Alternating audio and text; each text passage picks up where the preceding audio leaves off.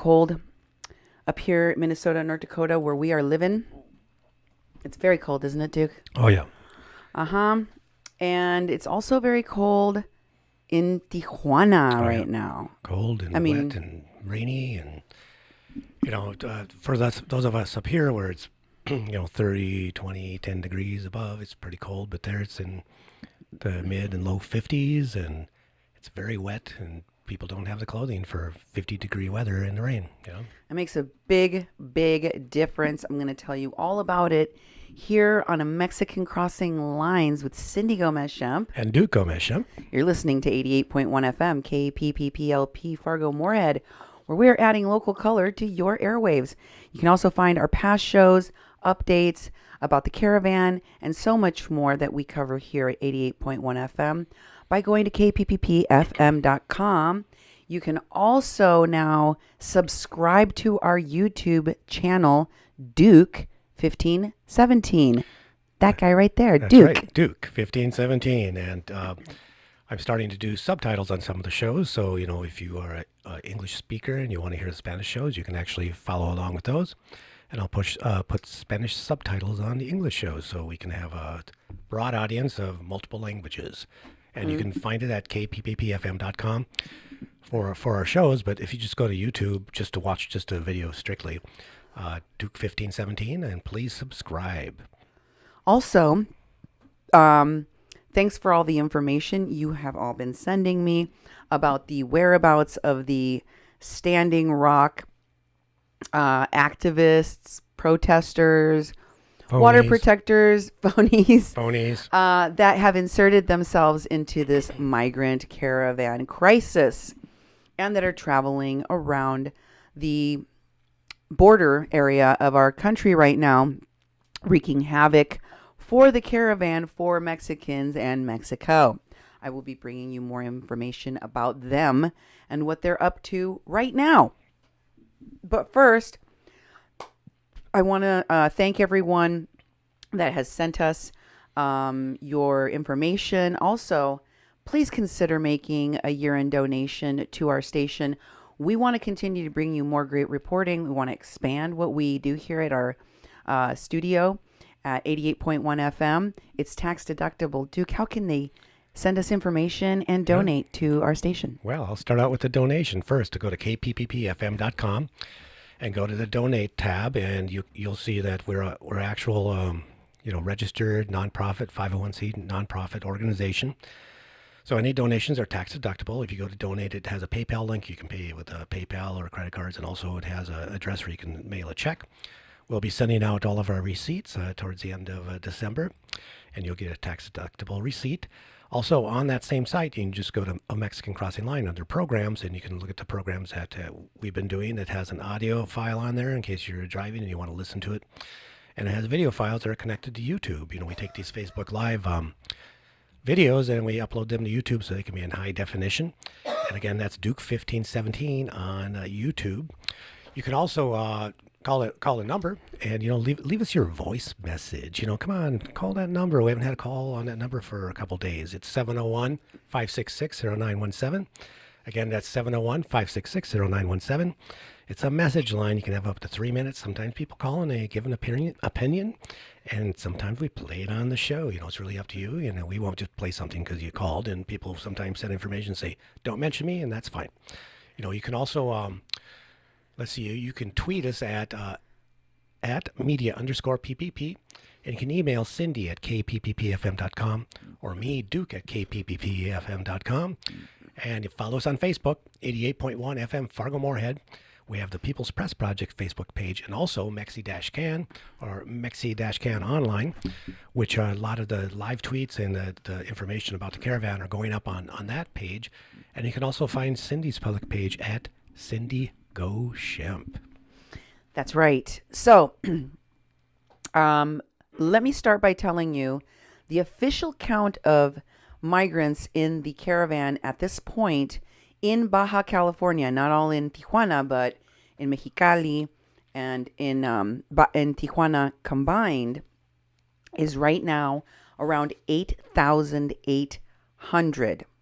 Wow. As of this afternoon, because the numbers are continuing to go up. Yeah. They're expecting that number will swell to 10,000. Wow. Because there are some people that are on their way. It is unclear, however, how many of the remaining couple of thousand that are in Mexicali right now are going to decide they want to go to to Tijuana, or they might decide that they want to stay. Okay. In Mexicali. At least around 500 people are considering staying in Mexicali. I don't know if y'all have ever been to Baja California, Tijuana, Ensenada, Mexicali. I have. It's gorgeous. Just saying. It's a place where a lot of expat Americans live. They choose to live there. It's so beautiful. Tijuana is hectic. It's a border town. It's also super dangerous. That's just my opinion. I think it's super dangerous there. But Mexicali, Ensenada, they're beautiful places. I can't blame the migrants if they decided that's where they wanted to hang out for a while. Yeah.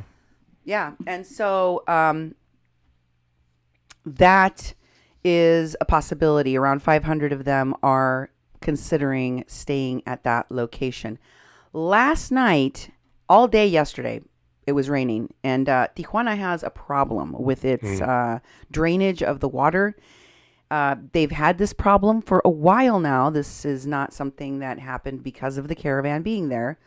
When it rains, it floods the streets because the drainage system is not working properly, and raw sewage backs up into the streets. They call them black waters, and they are literally just flowing through the streets. Oh boy. The smell, I am told, is incredible. Okay. You saw the images yesterday of the streets running with black water. Oh yeah, and just alongside the streets filling up along the edges, and vehicles halfway submerged.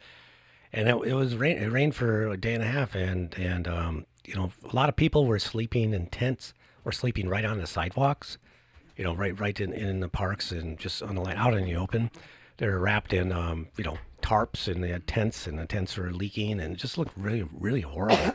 And they were trying to move people to a new shelter, and some people were going, some people weren't. But the whole time, it was heavy downpour of rain, and not everybody has raincoats. Everybody has like short sleeve shorts and summer wear on, and they're out there soaked. And people were trying to give out clothing and blankets, but everything was getting wet, and it looked really, really horrible. And the water backing up. And before that, they really didn't have a problem with so many humans in one spot. What do you do with the human waste? I mean, they were just ending up dumping buckets of pee and stuff right on the road to go down the drains. All that has come right back up with the backup of water. It's kind of a nightmarish scenario, as you can imagine. So, but the Mexican authorities were scrambling, and I've brought you this update before. They were surveying a new location at El Barretal. It's an event center that has gone in disuse and disrepair. It was refurbished very quickly. They're still trying to get things set up for that. But El Barretal has a capacity for the numbers that are in the caravan, and even the numbers that are coming. So not only that, it's two giant warehouses, as we showed in the pictures I showed you.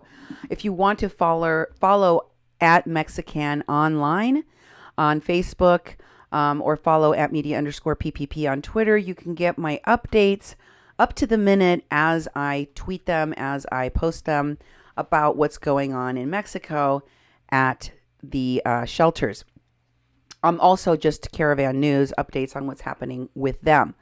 So I was tweeting about this last night. I was sharing that the main event center that is now going to be the only shelter for all of these folks has roofs, whereas the Benito Juarez shelter, where they were originally located, which is going to be closed because of health concerns, the raw sewage, the rain.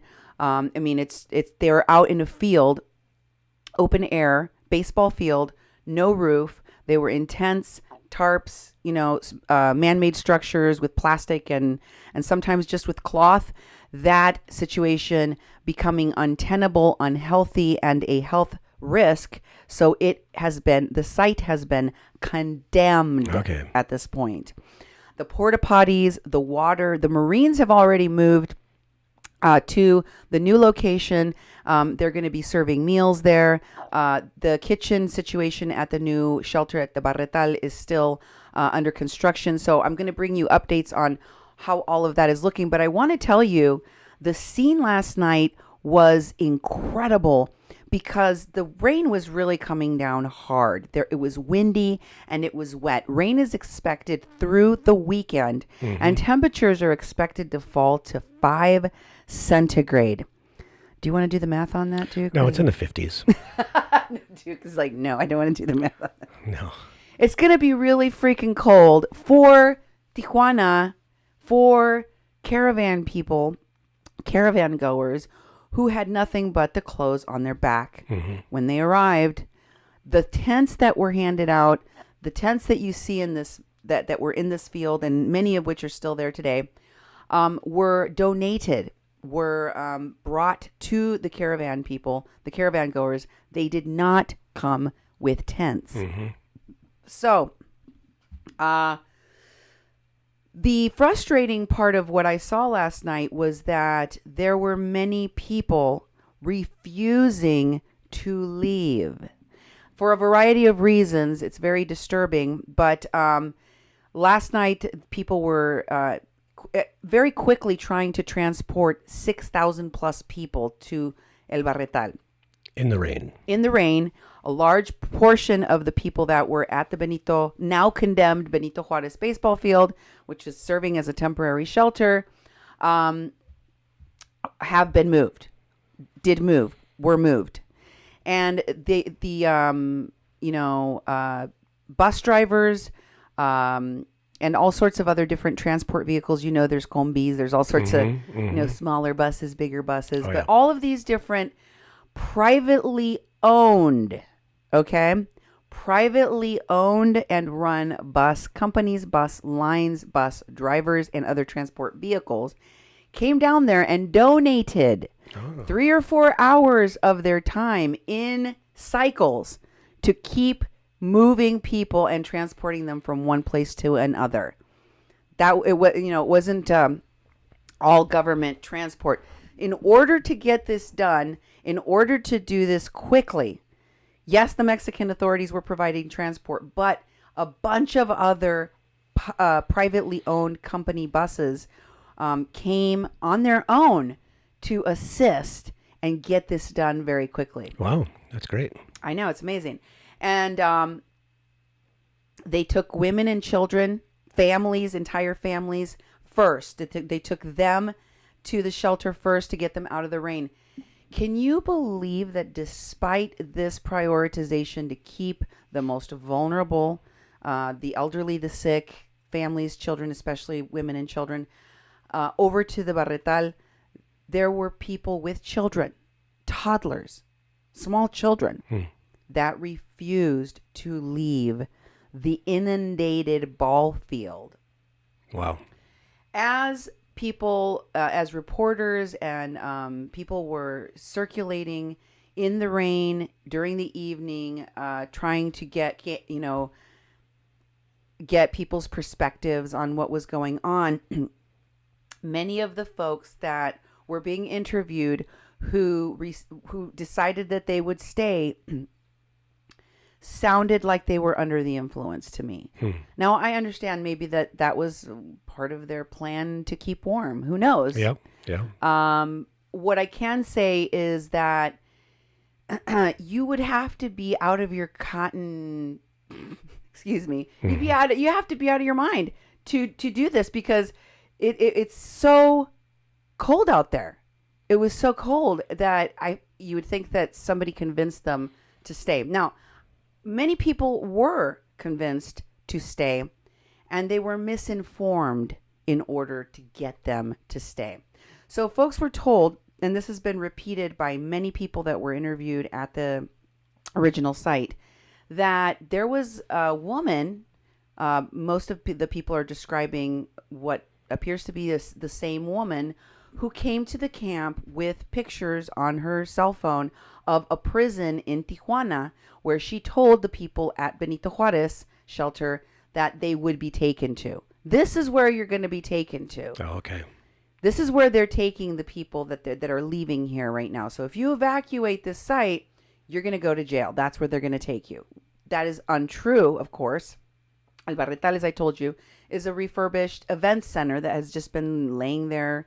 But, of course, it is roofed. There are 3 different floors with roofs for them to house all of these folks. There are other commercial sites that are completely open. Mm-hmm. So that means all of those commercial sites can now be used to set up medical facilities, immigration documentation stations, all sorts of different services that need to be right on site. In Mexico, this is not playing very well to the locals who feel, some of them do, I guess, that they're getting a lot of help and attention and being catered to in a way that many Mexicans that are in need of migration or that are living in poverty in Mexico don't get. But what people really need to consider is that when you have a humanitarian crisis of this nature and you have the conditions, cold, rain, raw sewage running through the streets, mm-hmm. you have the perfect conditions for an epidemic to break out of illnesses spreading in these closed quarters. Mm-hmm. And it is prudent of Mexican authorities to set up stations to treat, inoculate, and try to contain any health threats that would affect the entire city, not just the migrant caravan. Mm-hmm. So for their own safety and health, they're doing everything they can in Mexico, in Tijuana specifically, to ensure that the migrants are healthy, are safe, are protected. Yep. I want to share some of the tweets that I put on my Mexican Online Facebook page. The caravan goers that are reluctant to go to this new location, many of them argue that out of sight means out of mind. If they're not at the border wall, the press will not, if they're not frequently at the border wall and or near enough to the border wall that they can join protests, which they continue to claim are going to continue happening, they will not be heard. They will not be pressuring Trump, and therefore they will have less chances of gaining asylum. That's one of the things that people are saying. In the other side of the border, in San Diego on Highway 8, there was a major crash last night. 3, we have not confirmed yet because the Honduran embassy has to identify bodies at this point and say that they are Honduran nationals, but the other 5 Hondurans that were in the same accident and survived, 3 of whom are in critical condition out of those 5 that were injured and still remain alive, said they were all Honduran and said that they were all undocumented. What happened is that 2 coyotes, at this point, they're people smuggling people into the country, brought these 10 people in the back of this pickup truck. They laid them out like, sardines. Wow. Hiding. They were hiding. They were laying down, okay? Mm-hmm. No seatbelts, folks. They're just laying in the back of the truck bed. Yep, like cargo. And the United States Border Patrol noticed, they saw this truck traveling at a high rate of speed. They went into a high-speed chase with this truck on Highway 8. They threw out those spikes. Those spike strips. Mm-hmm. And the truck goes flying. Oh, the my truck goodness. rolls. The people, as you can imagine, were ejected all over the place. All of this in an effort to cross into the U.S. illegally. The two drivers are fine. They are not injured. They're alive. Well, I'm sure they sustained injuries, but Yeah. they're not in critical condition or in the Exactly. hospital like the people that were ejected from the truck. Those people will now be prosecuted, I'm sure, for not only smuggling in 10 people, but causing their death. Yeah, exactly. I'm horrified that the Border Patrol knew that they were smuggling people in the truck and decided to use what had to have been known by them to be a dangerous procedure to stop the vehicle. Yeah, I don't Strips. understand it. It's hard for me to make sense of doing that sort of tactic. That they would just, have the truck flip, and come under that sort of assault. When you have in our community, when you have a high-speed chase, they slow down. They try to track the person. They track the person until they can find them later. They just follow. But to go to that extent, it's like they're trying to prove themselves and make another message, but at the expense of killing people. I mean, that's just not acceptable. So if you wonder, after seeing Trump put kids in cages, after all of the years that America, because Barack Obama did it too, put entire families in detention centers with children. We put children in prisons here, not for crimes, just for coming here with their families, for being there, for being undocumented along with their parents. If the atrocities of putting those kids in cages, if the U.S. Border Patrol rubber bullet shooting and gassing people over the last weekend were not clear indicators to you that the United States, when it comes to immigrants crossing over into their country, are ruthless, and they will go to any extent, even death, to stop them, you haven't been paying attention. Those who would encourage and or court that kind of danger, American activists, organizers, some of them former water protectors, are enticing people to their death. Look at the outcome. We were lucky that out of that 700 people that rushed the border, somebody wasn't maimed, seriously injured, or killed. There were children and women that were maced and gas sprayed with pepper spray and tear gas. And tear gas. Folks, these clashes and violent confrontations, the outcomes of which are going to be horrific, I predict will continue to happen as long as the caravan organizers continue to lie to and agitate the migrant caravan and keep them scared as they have been doing. I will bring you more updates as I learn more about that truck crash when I can. Also, I wanted to talk more about moving people from the old shelter to the new shelter, because last night, it was all day yesterday, as it became very apparent that the sprinkle was becoming a downpour and the field was becoming a swimming pool, and there was raw sewage running in the streets. It started to become very clear that they were not going to be able to maintain their adamant stance of staying no matter what. So they began to seed misinformation, doubt, and fear. One of the things that they were telling folks was that, as I said, they were going to be taken to prison. Don't get on a bus. Don't get on a plane. If folks that have been feeling desperate and decided they've been lied to long enough, they're tired of waiting for that moment when the international organizations and countries' ambassadors show up to offer them jobs and asylum. that ship has sailed. When they decide they want to try to find a way to repatriate back to their countries, they are mocked, they are shamed.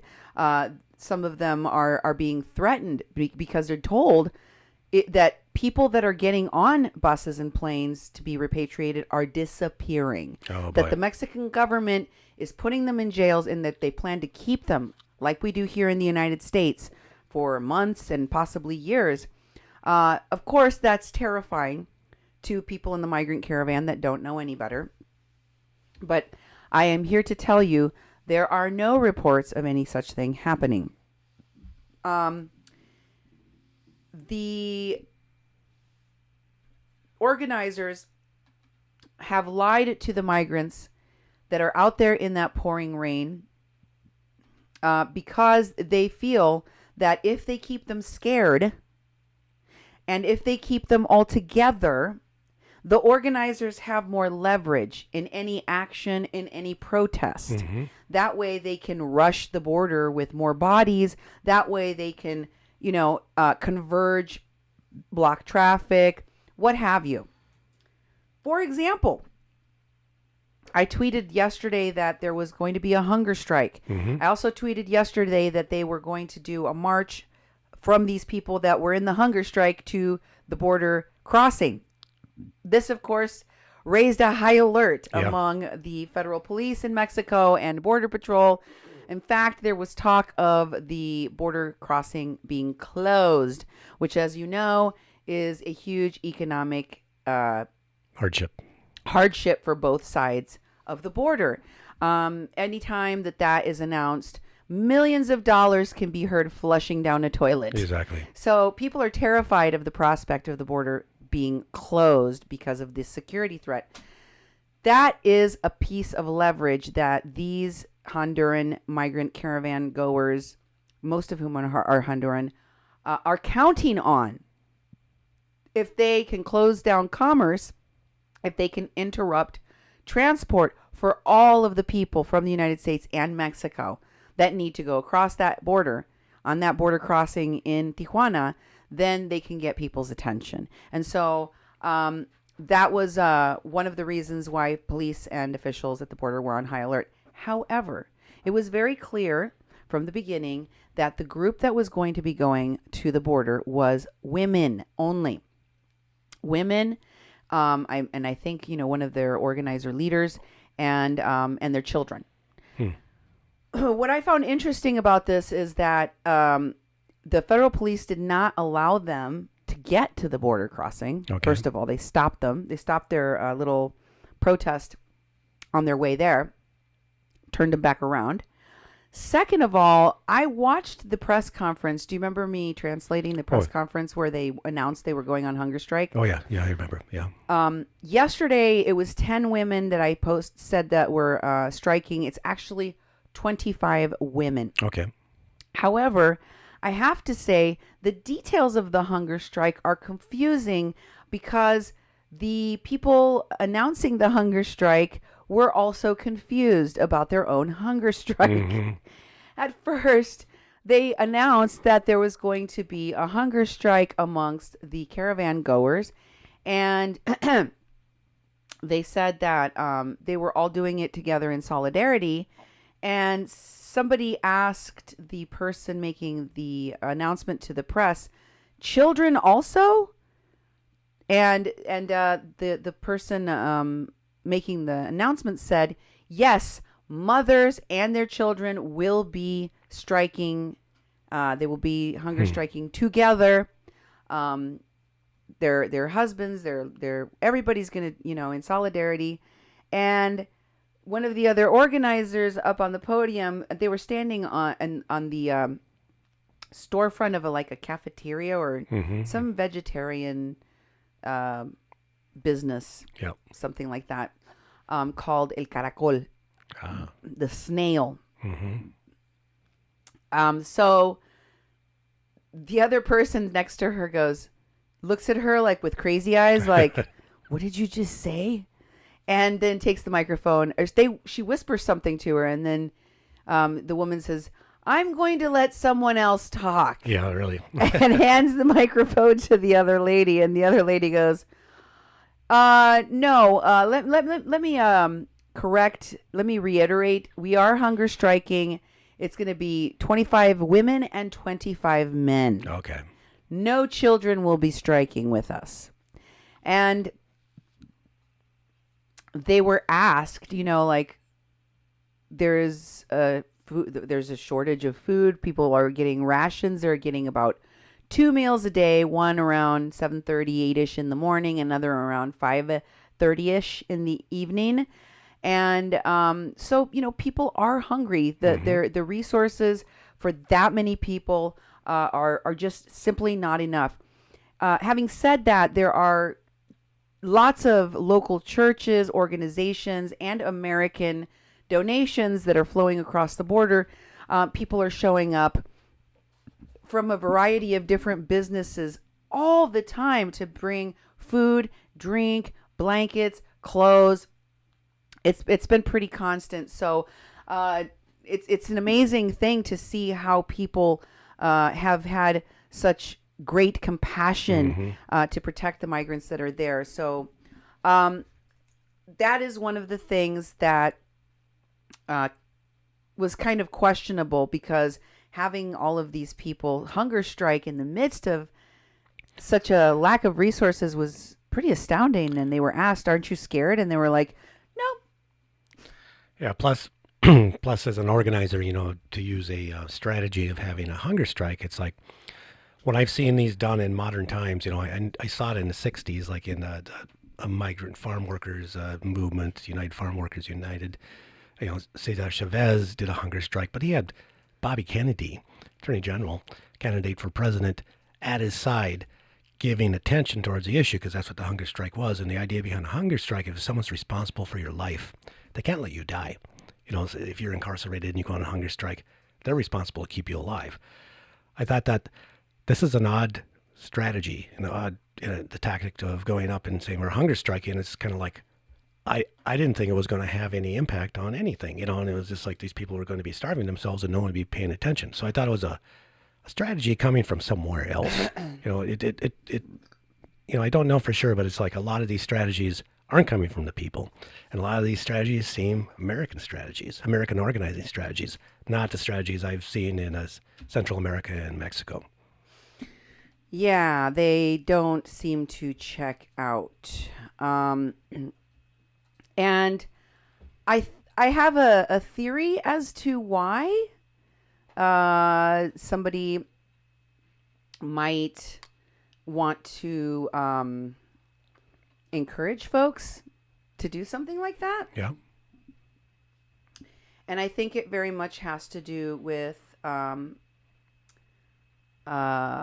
I can't see without my glasses. Oh, well. I think it has to do with the organizers and the rhetoric behind what they are trying to make this out to be. As I said yesterday, or the last time I did my show with all of you, as I said, there is something that's really sensationalist about the way that they are characterizing what's happening to this caravan. You may recall that when they had the attempted border crossing over the weekend, some of these folks that I've been keeping track of were said to have been reporting a death of a child. You remember that, dude? Oh, yeah. I remember that. And so those are the kinds of tactics. Today, I'm actually trying to grab this and send it to you in Messenger so that you can add it to our show here.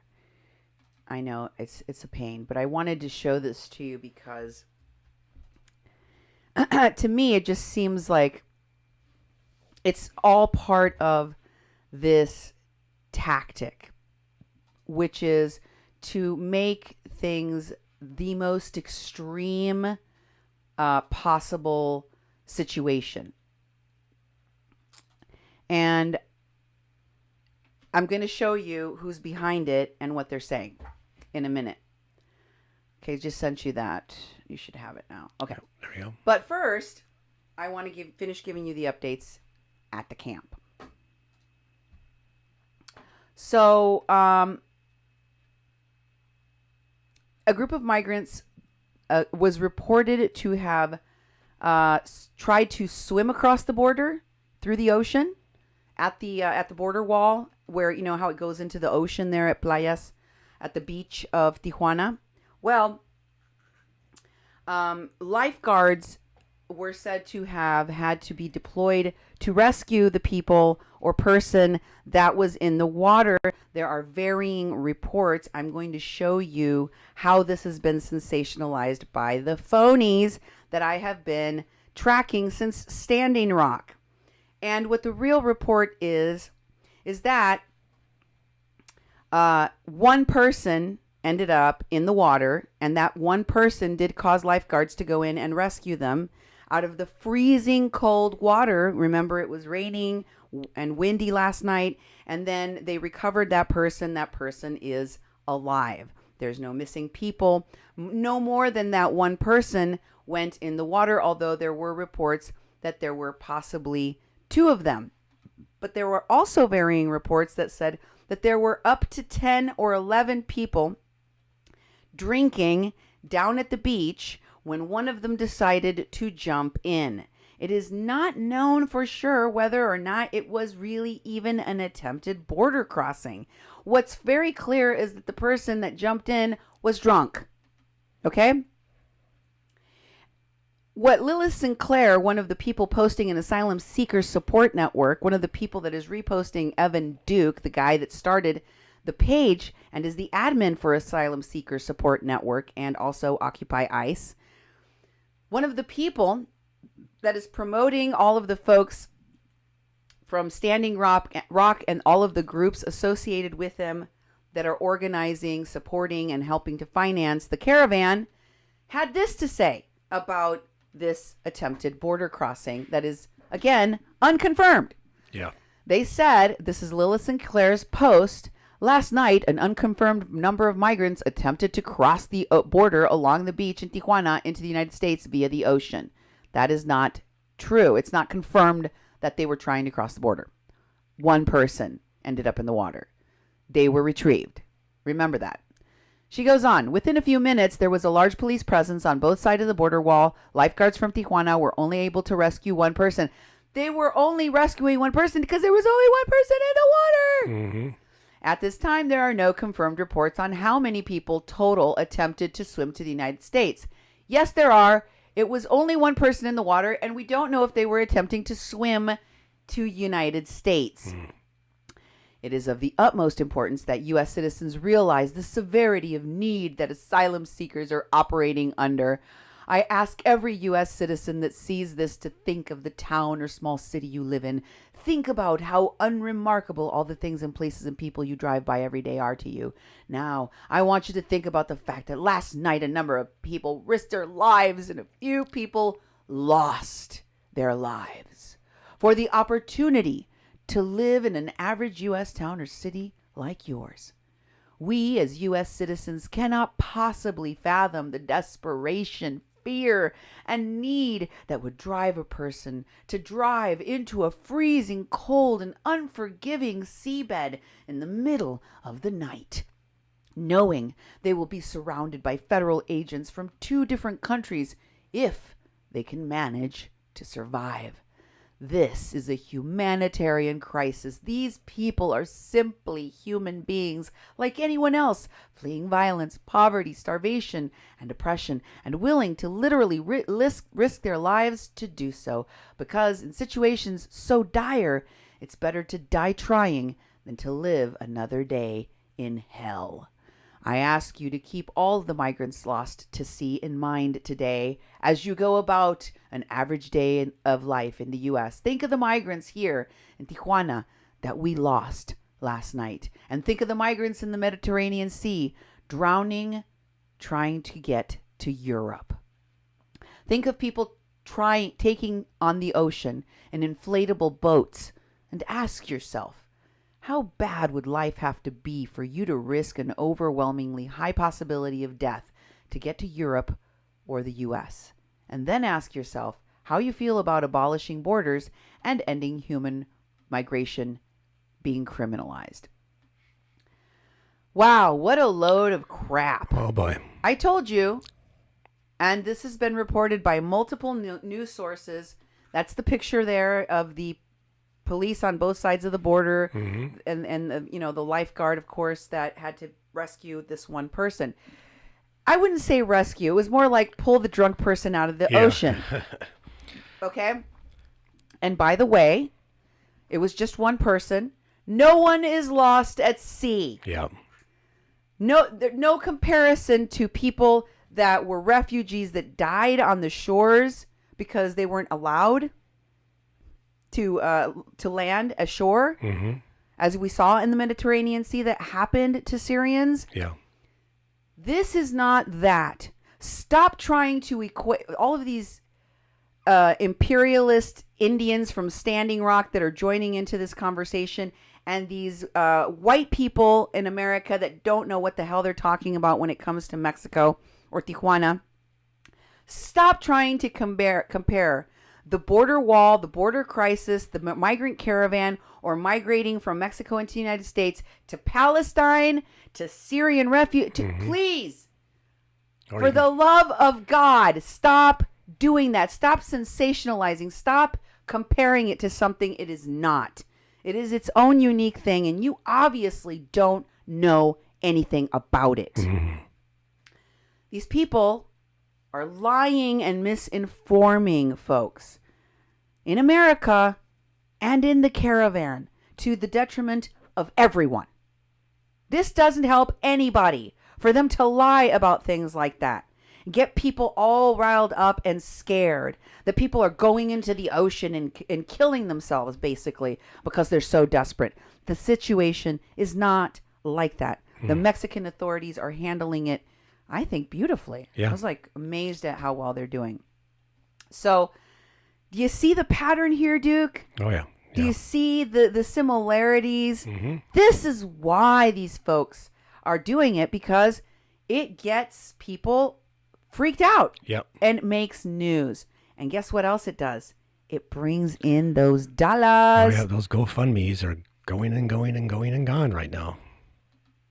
Now, I want to show you some pictures of the now what's it called, Duke, when they close someplace? Condemned? Yes, the now condemned location. They're still evacuating people from that site. But here is the old shelter now in the daylight after the long night of rain. As you can see, there are many tents and people still there.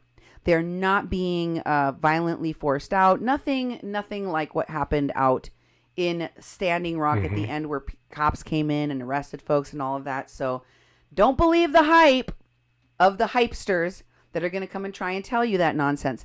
They are, however, evacuating the areas where there's human raw sewage laying all over the place and forcing people to move to a different location. They're welcome to go out on the sidewalk right outside of the field of mud where they were at, but they're not allowed to stay inside of this location any longer.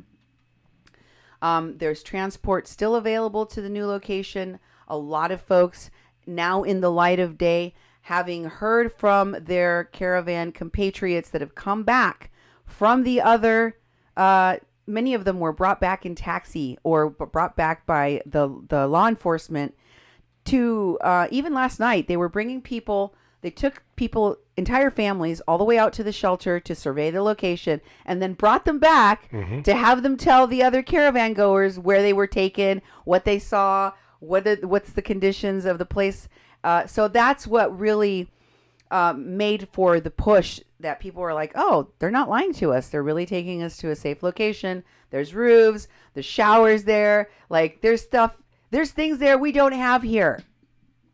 Do you know how long these folks have been out here without showering, without access to a shower, except for the one that they got last night from God? Oh, yeah. It's been a while. Some of those people are probably pretty rank, So the fact that they're going to be able to go to a location that has roofs, that has floors, there's concrete, even the big square that's behind the giant warehouse that is adjacent to another smaller warehouse, both of which can hold thousands of people. There's a giant square with open air above it. I think that could be a spot for overflow when it's not raining, but even that is cement ground. It's not mud. It's not going to be mud if it rains there. So the conditions are much, much better at the new shelter. You can also see that there's still a lot of kids out at the old shelter site. I mean, look at these pictures from the Benito Juarez location. These were just taken today, and you can see that there's tents, people's clothes, people's belongings still out there. Here's some folks. Look at the number of shelters and tents there still. Yeah. That's a lot of folks in the daylight. When I was watching the videos last night, the downpour, it was just the mud, the water, like it was so awful. I could hear children crying in the rain. Yeah. And I kept thinking to myself, where's this baby? Where is this baby out in this rain? And why are they not taking it to the other location? I never imagined that there was more than one person that would do that to their kid. But there was. In the daylight, there's all sorts of kids. Can you imagine how scared and manipulated these folks have to be to have decided to stay out in this cold, freezing weather with their kids? Yeah. And I blame it on the misinformation that has been handed out to the caravan goers, because they've been telling them all sorts of nonsense, that they're going to be taken to prisons, they're going to be disappeared, they're going to, be harmed in some way, that they'll never get heard by Trump now. They've been circulating this nonsense about Christmas and about how important Christmas is to Americans, about how important it is. Like in America, they've told these folks, in America, around Christmas time, everyone gets presents. Everyone, like they find a way, they collect money, the cops, the government, everybody collects money, and they make sure. It's so important that you treat people well. We have a window. We have a window to get our Christmas miracle. And Trump will give people asylum for Christmas. That's what you're going to get from Santa for Christmas. Wow. But you got to hang out, and you got to do the protesting, and you got to stay visible. If you move, if you go to the other location, we're done for. What I explained to you folks is that, did you show all of the old shelter pictures? Yep, I did. What I can tell you about the reality of that is that I don't think, first of all, I don't think Trump cares about the caravan, the children being there. He doesn't care about gassing children and women. I don't even think he believes in Christmas. No, and the idea that there's going to be all this compassion from Trump, first of all, and also from people from the United States, it's not true. They've been sold a bill of goods when it comes to, this idea that there's this compassion that pours out. And, we have compassion, but not in our policies, not in our everyday actions. I've actually been amazed when I've met other immigrants in this community, and they'll talk about how people here need to realize this is happening, and they'll definitely help us in this cause. And I'm like, you haven't lived here long. People don't care about other people, especially people from other countries, and that all of a sudden they'll let people in. They were told that going here, and when they end up here on the border, they can't cross. They were sold a bill of goods, and none of that stuff is true. So they're believing in these myths that they're being told. And the people that are doing that are the people that are manipulating them. They're the people who actually brought them all to one spot in the first place. It was a terrible idea. But with this strategy that, of course, they'll open the gates and people will come in. To end up in detention centers for 2 or 3 years? I mean, that's what will happen. It's not like they're going to build housing for a bunch of people and hire a bunch of people for work. They're going to put them in prisons in the United States. Well, let me tell you, out at the Benito Juarez sports field that served as temporary shelter until today, when they're shutting it down, they had set up a whole system out there. They had these water tanks out there for the folks, porta potties. They had medical tents set up. They were inoculating people. They were providing people with health care, dental care, emotional, psychiatric support, medicines. They were giving out donations. They set up a kitchen. The Marines were feeding people out there, including the police and the service members that are out there. So all of that is now being moved to the new location, which means it will not exist at the sports field anymore. Folks who decide against all the advice that has been given to them by the Mexican authorities to move to the other location are going to have to, as we say in Spanish, rascarse con sus propias uñas. Going to have to scratch themselves with their own nails. Okay. Because there is nobody from the government. And, you know, people will probably still go out there and give them donations or help them out. Now I'm going to show you the new shelter. This is what the new shelter location looks like. It's a very, very big area. There's a huge parking lot. And so the street on the outside of the Benito Juarez sports field, that entire street was kind of a place of convergence for people going in and out, and a place where they set up a lot of the, you know, the tents that served at the migrant camp. Now that is this giant parking lot. So you've got all sorts of tents that you can see popped up there. The Marines are set up. Is that our first? You went to shelter? Yeah, because this first one is just. Oh, and let me share that this is a vehicle that pulled up during the. There's a long line of people that are waiting to eat in another one of these pictures. The kitchen has not yet been completely set up inside. So the Marines are having to feed these folks. They're very modest meals. I told you they get 2 of them a day. They consist mostly of rice, beans, tuna fish, you know, modest meals. They are having to ration them. They have 6,000 plus people.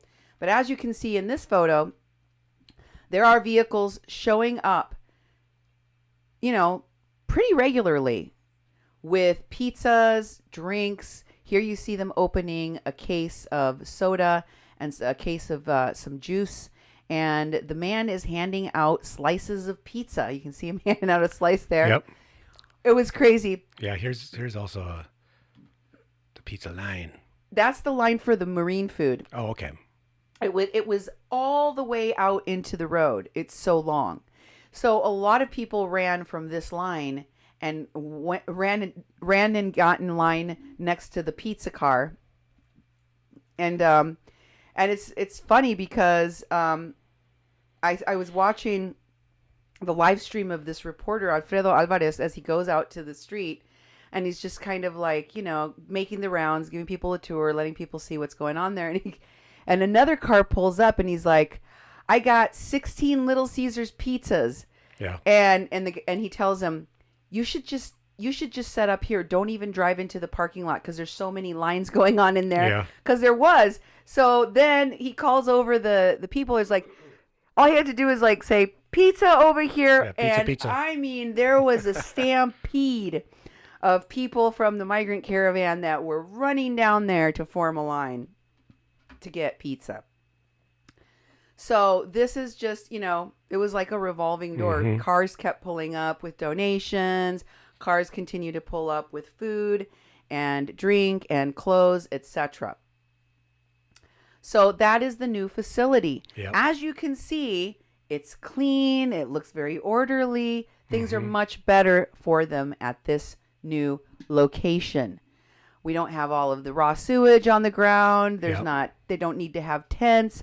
None of that stuff is going on. They're going to be inside. They're going to be sheltered. They're going to have access to bathrooms and showers, and it's going to be great. Yeah, and it's also located in kind of a different district. That there's commercial and residential, and there's a road right by it. And whereas the other shelter, basically, it was right next to the border, and people just spreading out all over the place. Yeah. Here, it's got enough room that it can be contained into the warehouse parking lot, the open space. They have space where people can, coalesce and the commercial buildings. In the commercial buildings, which have infrastructure, which then they can set up different things using that infrastructure. Mm-hmm. It's a much better deal. It's like trying to take care of thousands of people that are in one spot, and the other place was just not working. It was flooding, and it was very dangerous for people. So it was a move for safety, a move for more comfort, and it's not that comfortable if you have to sit in an open shelter all day long. Well, you may be waiting there for months. You may be there for months if you're filing for asylum. If you're deciding what you're going to do, you're going to be there a while. So I think it was smart that they set that up.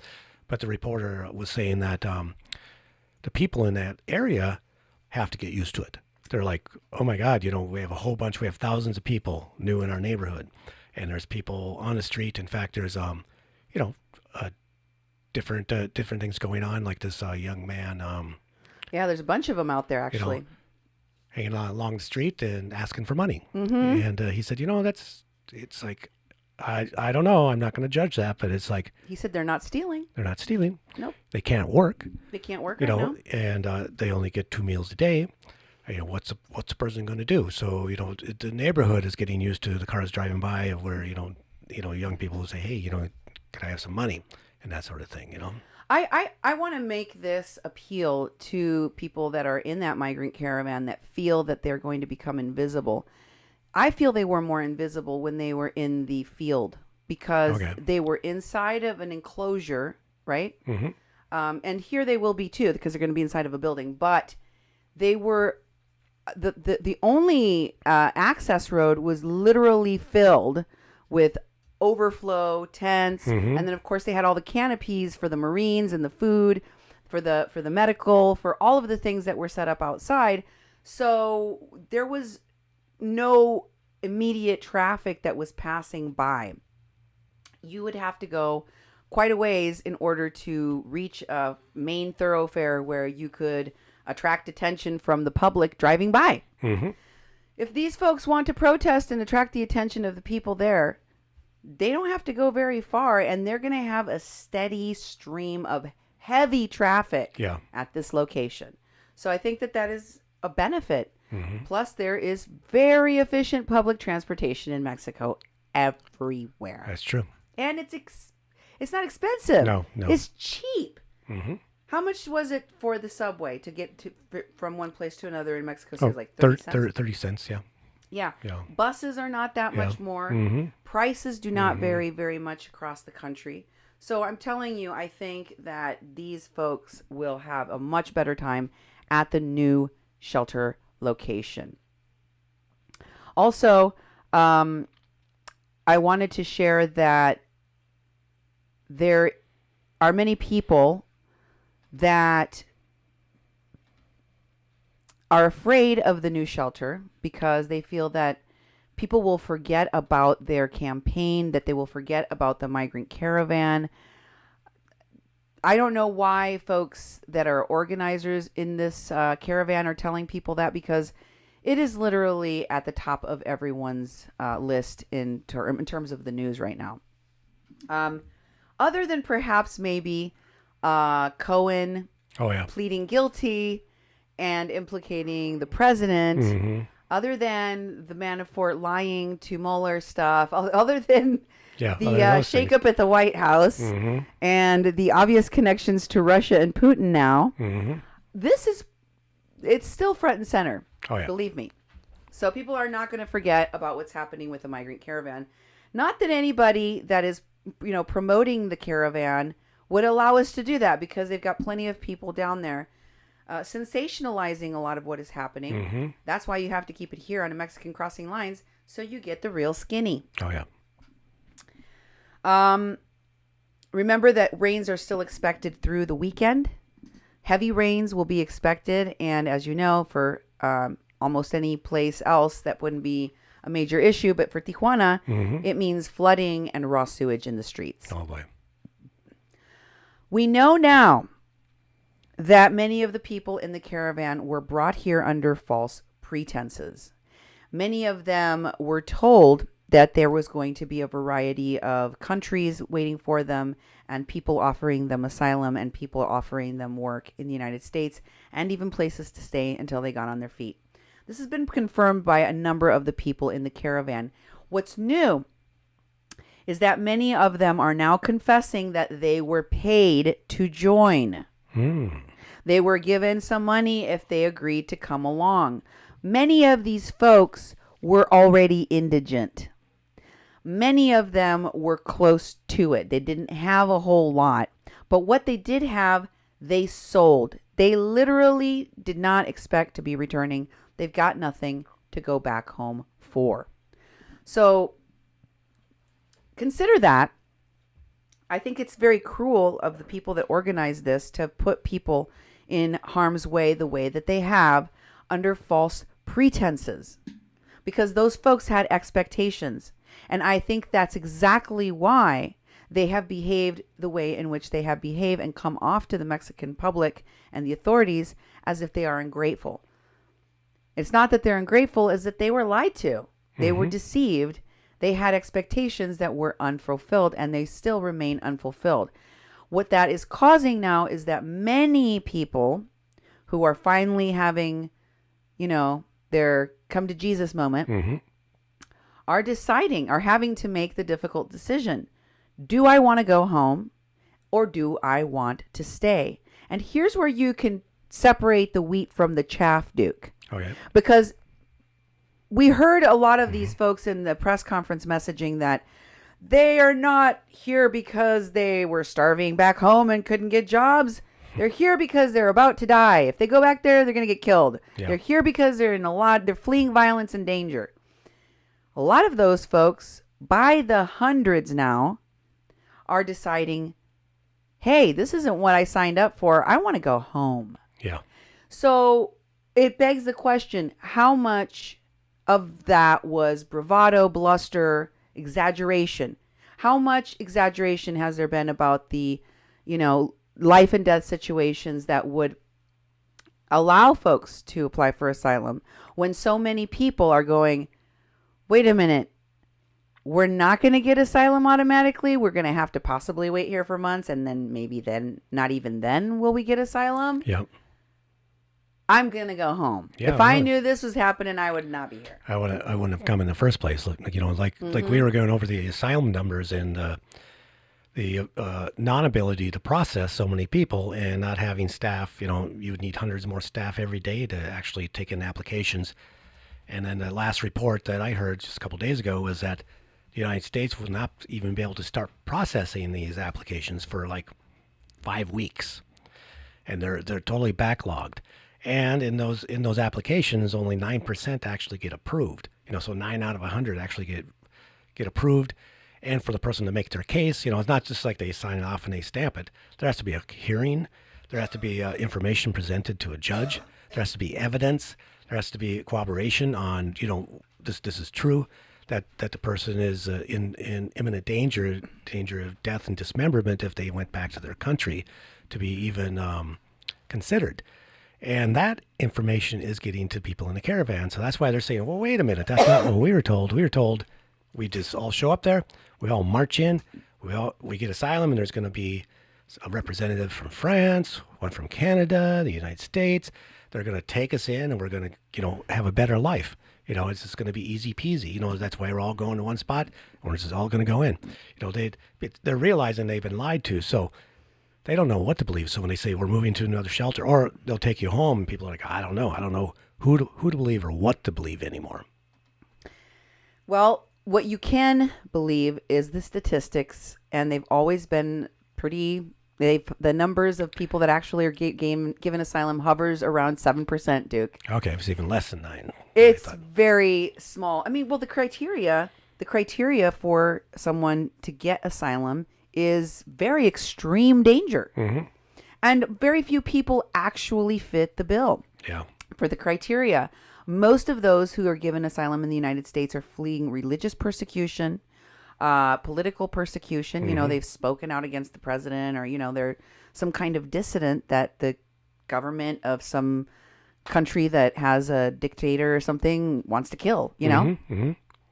And also, and this is interesting given the report I did on Pitaya Queen and why Americans and community members of the people that are part of this asylum seeker support caravan support network have been pushing the LGBTQIA caravan more so than others, is because one of the categories that gets asylum is LGBTQIA persecution. Okay, yeah. So I think that is one of the reasons why they are pressing that one. But for the most part, the rest of the people that are in that caravan are probably not going to meet that criteria. The vast majority of the people in the caravan are not going to be able to request asylum. That does not mean that they have to go home, but many are choosing to do just that. Groups of around 50 to 100 per day are now leaving, putting the organizers of this caravan into a frenzy.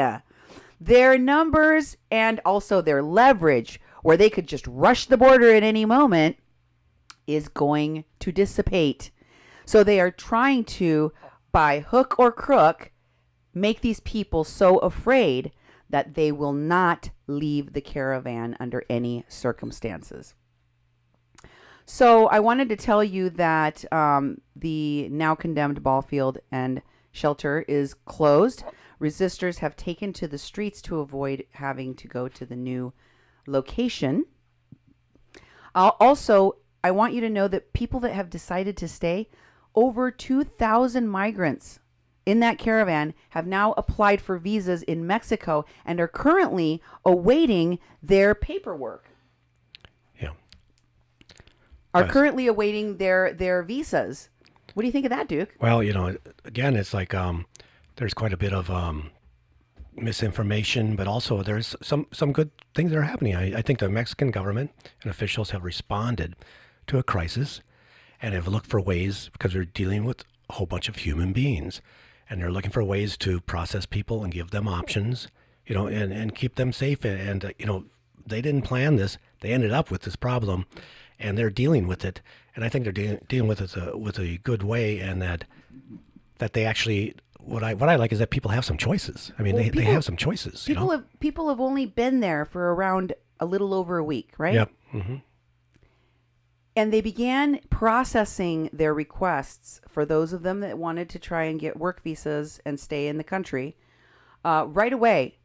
600 plus people have already gotten their work visas and are already working. They're already working right now. Yes. Wow, that's amazing. That sort of response is immediate response, and Yes! and get people, the information, get them down, get them registered, and then I'm sure it's not a cushy job, not making much money, but it's better than sitting in the shelter, getting fed twice a day, and just sitting around, not knowing where you're going to end up. At least it gives someone direction and something better than what they're facing right now. There has been tragedies. 10 people were in that accident, attempting to cross the border in that vehicle. And of course, as I told you, 3 of those people have died. They're believed to be Honduran immigrants that are undocumented that tried to illegally cross in the back of a flatbed truck. 5 of them are in the hospital with 3 of those people in critical condition. And there was another accident last night. There was one of the people that got a work visa that was working legally in the country was doing road construction work. Okay. When there was a bunch of earth, they were doing drainage work in the street inside of this hole, and a bunch of dirt collapsed on them, basically entombing them under the dirt. There was nothing that could be done to try to save them by the time that they were reached. And of course, there was all the rain. So they were dead. Wow. One of the 2 that were killed in that horrible street construction, drainage construction accident was one of the recent caravan workers that arrived in May. This is from the previous caravan that arrived in May. Okay. Yeah. Sadly, So there are some casualties to report that are real, but they don't have anything to do with people trying to cross the border. Like they told you about a dead girl being, hit with the gas canister by the Border Patrol. That was not true. That never happened. She is not in critical condition. You heard any of the phonies talk about that anymore? She just disappeared. Little girl disappeared. How about if the people at sea, the dead people at sea? Wonder if they'll talk about them again, because I am debunking right now that story is a bunch of hogwash. And finally, I want to tell you what else these folks are up to. I saw a video of Evan Duke and Myron Dewey up on the San Isidro Bridge talking about what they were going to be here for a while and telling people how to donate and how to help, and go to Asylum Seekers Caravan Support Network page where they're coordinating all of these folks to keep the caravan going, keep this situation going as long as they possibly can, and that they would be there on the ground. And then immediately they took off the next day. Yep. They were driving through Arizona, and here they are talking about what they're going to do. Pay very close attention to these dangerous charlatans. Myron Dewey is known to have been a womanizer that was abusive to women. Evan Duke is a dangerous person. He's one of those people that with Antifa that I showed you was running around, getting into violent clashes at different protests against Nazis. These things are orchestrated for show and for attention and for media and for press. Now they're going to set up camps in Texas and Arizona. Wow. They say they're breaking ground November 30th. They're going to build the first of a network of indigenous-led activist villages supporting asylum seekers and indigenous communities along the U.S.-Mexican border. Dear God, help us all. Yeah. The Somi Sec Village Base Camp, a permanent, semi-permanent community, which is going to be on 30 acres of private land outside Floresville, Texas. My people in Texas, please hear me. Find where these folks are. Make sure that you let the law enforcement, Border Patrol authorities know, because I suspect that these people are going to try to illegally cross people over the border, and they're probably going to get people injured or killed, like the two guys that tried to cross the people in the flatbed back of their flatbed truck. That's right. Just did. Their mission, according to Evan Duke, is to provide long-term support for asylum seekers, indigenous people, communities, wildlife, and water. The village will serve as a staging area for support, defense, and observation in the region, as well as foster a culture of resistance to the growing militarism of the government of the United States. Their regions, the cities where they were going to put forward posts, will be in Laredo, McAllen, El Paso, and Brownsville, Texas. Wow. And the person, Lilith Sinclair, that is tagged down there is the lady that was putting out that false post about the drowned immigrants and the immigrants at sea. That's her. Okay. She's tagged in there because I'm showing you they're all connected. And it says that these indigenous-led communities will be in partnership with the veterans. Is Wesley Clark Jr. coming out of his hidey hole to go and scam some more people in Texas now? Yep. Water protectors, you know what that means. You're going to have Ed Higgins here and all those other phonies from Standing Rock fame, like Louis Monsivice, the what does he do? The stuntman for Machete. Yep. That guy. Environmental and social justice activists. Oh, that means the burners like Lolly B will be out there doing yoga. Oh, yeah. And other organizers that will host and support a rotation of incoming activists who seek to learn, teach, and participate in direct action. These are camps for people that crave activism but don't know what to do with themselves. And they're going to use Mexicans and the migrants in this caravan, which they have manufactured, which they have been funding to support their habit. They need to protect and save people, and by golly, they're going to do it whether or not you want them to. In fact, they will manufacture a crisis out of thin air and then try and attempt to solve it. Unfortunately, as we have seen since Standing Rock, they're not very good at that. These are some of the most incompetent and dangerous people I have ever met. Mm-hmm. Here's Evan talking very irresponsibly. This is a post he put out today. Look at what he is comparing the camps where the people are right now. I've just showed you the old camp, which is now closed because of health reasons. Mm-hmm. So people can no longer stay there. Yeah. I've showed you the new camp where they have very clean conditions, where they have kitchens being set up as we speak, where they have showers, where they have enclosures, roofs over their heads, all of that good stuff. This is what Evan Duke is saying about this. Look at the sensationalism with which these folks want to talk about this camp. Argel-sur-Mer is a pleasant little seaside town in the south of France. Today, he says, it's a magnet for sun worshiping holiday makers, but in 1939, it was the site of a refugee camp for Spanish anti-fascists and civilians who fled General Franco's forces at the end of the Civil War. There was little shelter and no sanitary facilities, but 100,000 people were crammed onto a beach enclosed by fencing. Thousands died, the biggest killers being dysentery and hypothermia. Thousands more died young over the intervening decades from maladies related to their internment. Argel-sur-Mer is a pleasant little seaside town in the south of France. Oh, that's the same thing. Sorry, he quoted that. I see. This is what he is comparing the camp where the migrants are staying to. He's comparing it to an internment camp, to a concentration camp with deplorable conditions that led to the death of many of the people. That is their messaging. That is what they want you to believe. And it's simply just not the case. So I just wanted to bring you those updates really quick today because there's more nonsense going on than you can shake a stick at, and we have to keep track of it. Make sure and follow me at Mexican Online on Facebook, at Mediascore _PPP on Twitter, and at Duke 1517 on YouTube. Subscribe, hit the little subscribe button so you can get notifications of every single one of our updates. Thank you for being with us here on A Mexican Crossing Lines, y buenas noches.